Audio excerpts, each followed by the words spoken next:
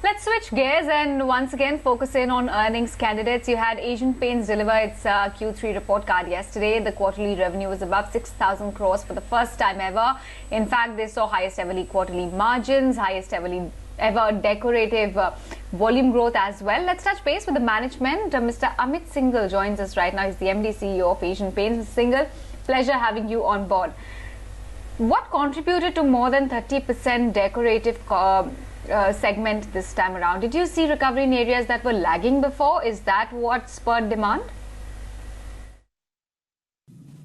So I think it's been a great quarter with a 32% volume growth and a 26% value for the Indian decorative sector. And overall, what we saw was that principally there were 3-4 factors which we have not seen in the earlier quarters. One was the fact that the festive demand coupled with the marriage demand, I think the two factors really kind of gave us an upsurge, especially in October and November in a very strong manner. The second thing which we saw was that a lot of metro T1, T2 cities which were not growing earlier in Q2 sprang back very strongly and really came back with a very, very strong growth, which we saw in the Q3 happening for us, which was a big change.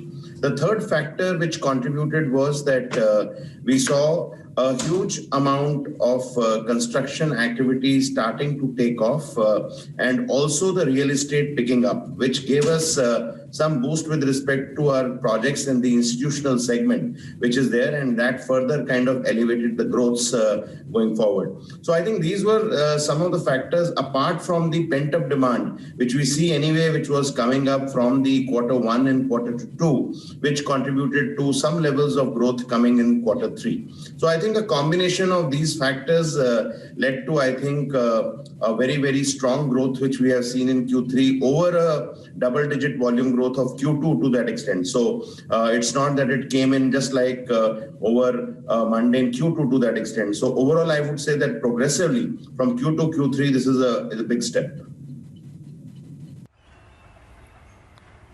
Hi, Mr. Syngle. This is Mubina as well joining in.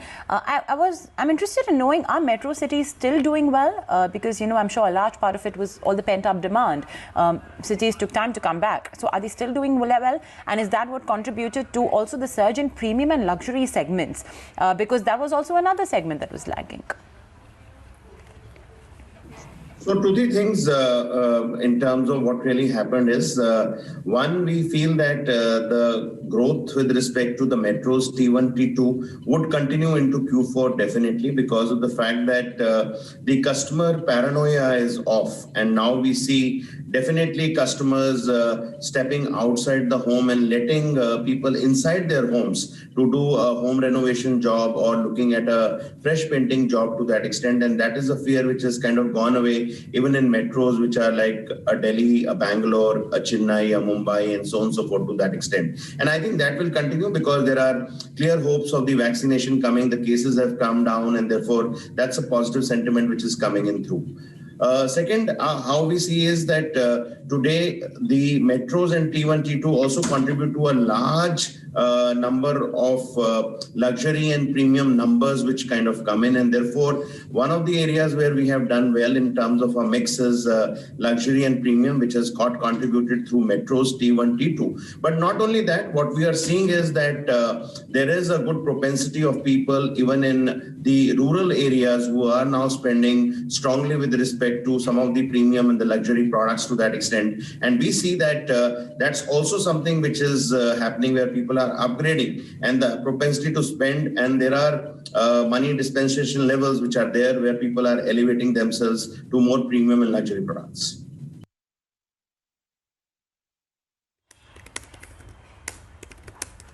Okay. Mr. Syngle, do you think that a part of the growth, especially in the last few quarters post-COVID, has also come from you gaining market share from the unorganized segment? Because that's also quite a big portion of the market. It's almost 30%. So overall, what we feel is that in H1, from the published results, if you see, we are the fastest growing company amongst the organized sector as well. So I think the share gains have come in not only from the organized sector, but also from the unorganized sector very clearly, because we have a big foray with respect to the bottom of the pyramid in terms of what we keep on looking. And we look at upgrading people coming from unorganized sector into an organized brand and upgrading to smart products in a very, very strong way. So I think that's a very clear thing in terms of what we have been pushing for a while, and that would have definitely gave us strong gains with respect to both the unorganized and the organized sector as I see it. The second area I think which has been also very important is that as a leader, what we feel is that we need to kind of keep on growing the market. And there is, given the per capita consumption in India, there is enough scope where we are able to grow various segments at a very, very fast pace. And that I think enlarges the overall market, and there is enough pie for everyone to kind of come in there.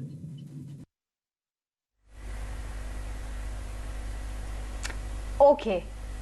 SS and Sleek have also finally done well. What is the outlook there?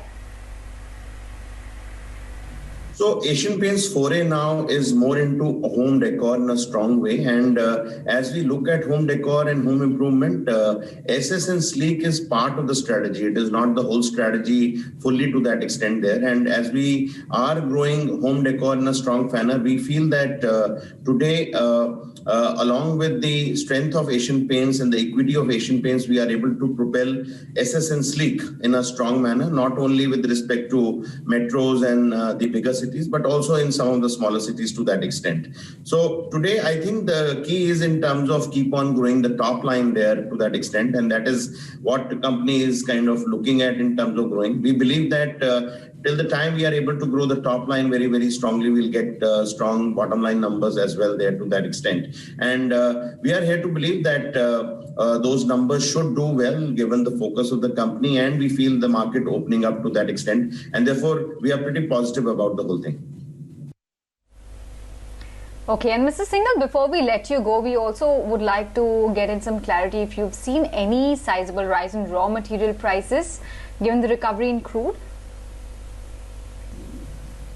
So the material prices in Q3, starting from late November to early December have been fairly inflationary, I would say. The crude has been growing up for a while, and therefore all the derivatives of crude, I have something which have shown a surge. Also, there are key raw materials which go into the paint industry, like titanium dioxide and monomers, which have registered a very strong inflationary pressure to that extent. And we feel that prices of raw materials will impact, to a tune of at least about 7 to 8% going ahead.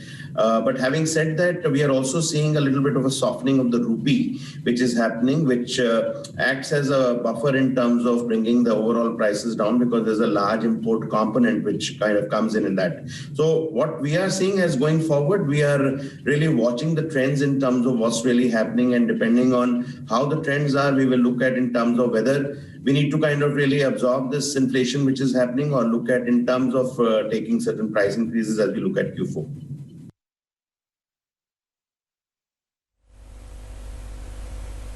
Okay, Mr. Syngle, pleasure chatting with you. Thank you so much for shedding light on the various segments of the business and the way forward. Asian Paints, however, continues to languish down almost 2% as we speak. Slipping into a break here. More updates on the other side. Stay tuned.